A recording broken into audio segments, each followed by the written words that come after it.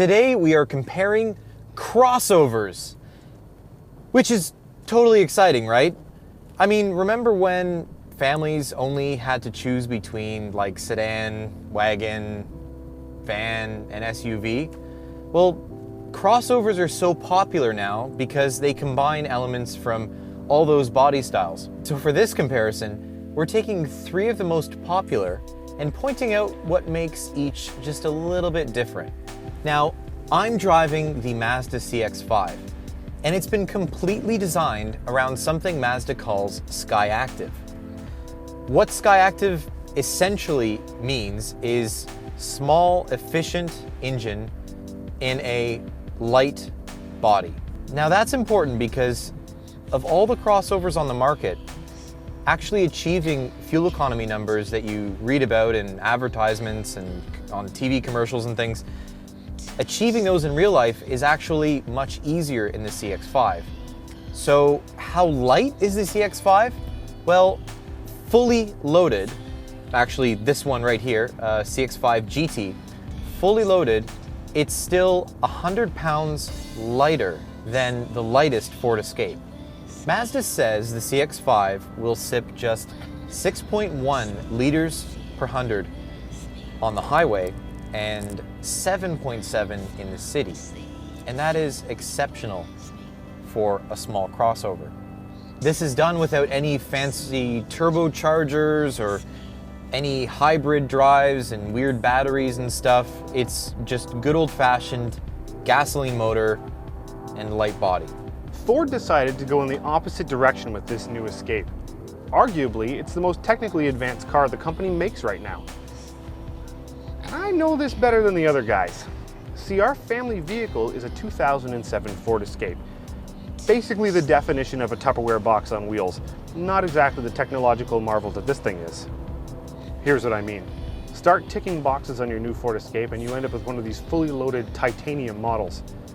It comes with features like a 240 horsepower 4-cylinder engine, a 6-speed automatic transmission, blind spot warning system, a self-parking feature, a tailgate that can open autonomously when you wave your foot under the rear bumper, satellite navigation, the sync infotainment system, HID headlights, the list goes on. That said, these features do come at a price. The base Escape is just over $20,000. Fully loaded, you're looking at north of 40. Essentially, you have to double the price of the Escape to get it fully kitted out with all those neat features. And then you're well into BMW and Mercedes territory. But I do want to show you 2 features that no other crossover in this category has. One of the new features you can get on the Ford Escape is a class exclusive hands-free tailgate. Say you've just left the grocery store and you've got a handful of stuff. You walk up to the car, wave your foot under the bumper, it opens by itself and you can load your stuff in. One of the more exclusive options on this new Escape is its ability to parallel park itself. So to activate the system, there's a button down here on the console that you press. Activates the system, and it's actually scanning for a parking space now. So as we drive along, the parking sensors are looking for a hole in the side of the road. And it found one. Said to stop, put the car in reverse. You take your hands off the wheel and watch what happens.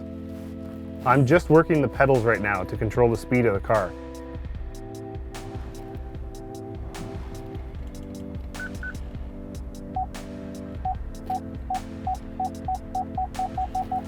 Put it back into drive, straightens things up, and you're done. Perfect every time. The Mazda is about fuel economy and the Escape is about technology. The CR-V is really about being in the middle of the road. It always has been and always will be about sitting in the middle of the road. It's the most well-rounded vehicle in the segment. Here, for instance, Honda could have given you a simple folding seat, but what they've done is engineered the simple little pull that does all the work for you. When you're driving the CR-V, it's easy to see that this is a vehicle that gets easier the more you live with it. It's got storage cubbies everywhere, an easy to read display, comfortable seats, soft suspension, easy steering, and big windows in every direction to help you see out of it. What I wish is that Honda went for a 6-speed automatic instead of this 5-speed. The 5-speed is just a little behind the times. Now, all CR-V models get a 2.4-liter four-cylinder engine that makes 185 horsepower. It also gets middle-of-the-class fuel economy. You also get a little econ button that backs off how aggressive the throttle is, as well as the big power drainers like the air conditioning fan.